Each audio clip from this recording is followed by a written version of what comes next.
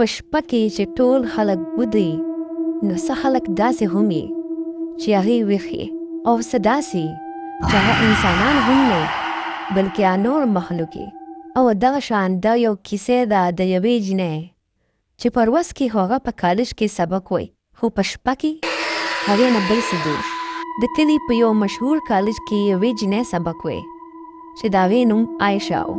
هغه ډېره ښایسته وه، لوی ویښته او ښکلې موسکا.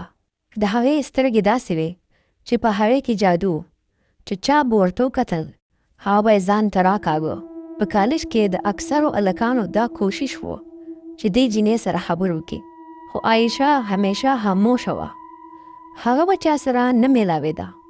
خو چې شپه به شوه او هغې به موبایل راواخیسته نو هغه عایشه وه بیخي بدله وه. هغې به ښکلي ښکلي تصویران اچول، ښایسته ښایسته ویډیو به یې جوړولې او هلکانو به هغې ته اکثر میسیجونه کول او دغه شان هغې به یو کس په خپل جال کې راګیره و.